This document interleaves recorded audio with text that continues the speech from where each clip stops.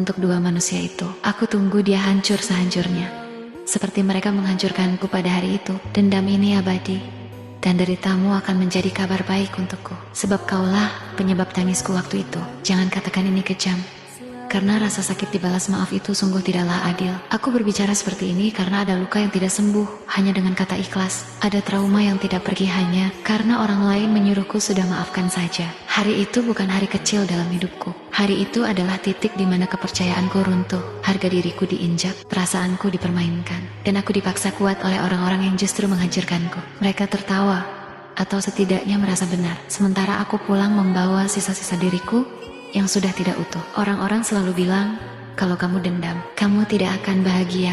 Lucu, seolah-olah aku bahagia saat disakiti. Seolah-olah aku tidak berhak marah, tidak berhak kecewa, tidak berhak mengingat apa yang mereka lakukan. Dendam ini bukan lahir dari kejahatan. Dendam ini lahir dari ketidakadilan. Dari malam-malam panjang saat aku mempertanyakan salahku apa. Dari air mata yang jatuh diam-diam karena aku tidak ingin terlihat lemah. Dari kenyataan bahwa mereka ternyata bisa hidup biasa saja setelah menghancurkanku. Aku tidak mengejar balas dendam dengan tangan kotor. Aku tidak merusak hidup siapapun secara langsung. Aku hanya menunggu hukum kehidupan bekerja dengan caranya sendiri. Karena hidup selalu punya cara menagih. Kadang lambat, tapi tepat. Kadang sunyi, tapi menghantam. Dan saat itu terjadi, aku tidak akan menarik kegirangan. Aku hanya akan menghela napas dan berkata dalam hati, ini rasanya. Banyak yang memaksa korban untuk memaafkan, tapi jarang ada yang memaksa pelaku untuk bertanggung jawab. Memaafkan sering dijadikan beban bagi orang yang sudah hancur, sementara yang melukai bebas melanjutkan hidup tanpa rasa bersalah. Aku tidak menolak maaf,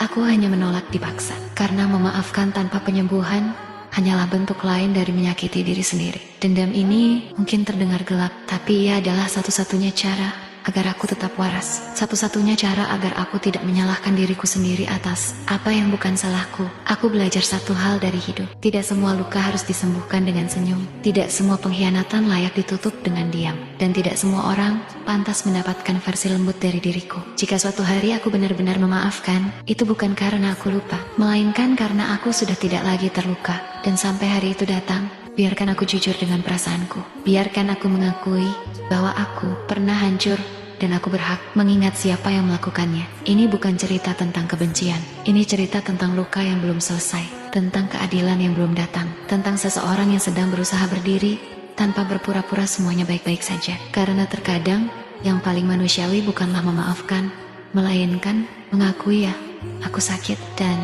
ya, aku belum bisa melupakan.